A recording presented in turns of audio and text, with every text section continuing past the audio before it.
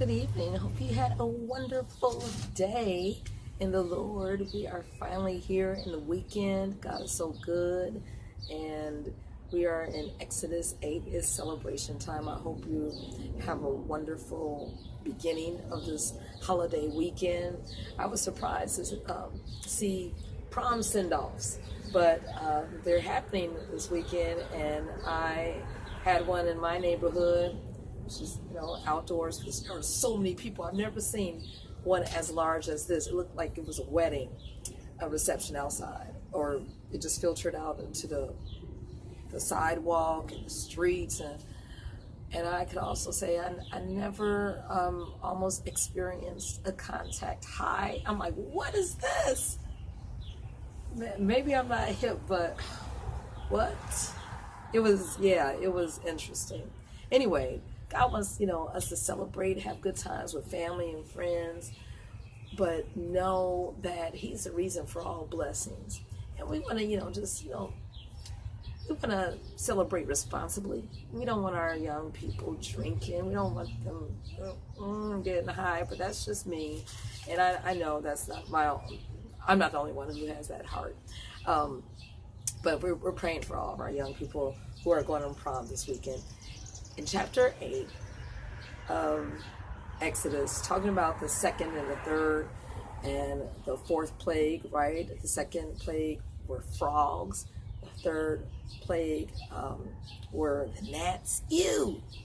And then the lice, and then the fourth plague were flies, right? But in verse 19, we know that this was all from God. And it says in the King James Version, this is the finger of God. In the Youth Version, it says, this is the hand of God. We can tell when things are of God, right? And sometimes we can't tell, but we can trust Him that, we surrender our understanding, because some things we just scratch our head. But then we can say, every good and perfect gift is from the Father above. That's in James. So we can know when things are of God, and He will give discernment. But with these plagues, it was something very interesting.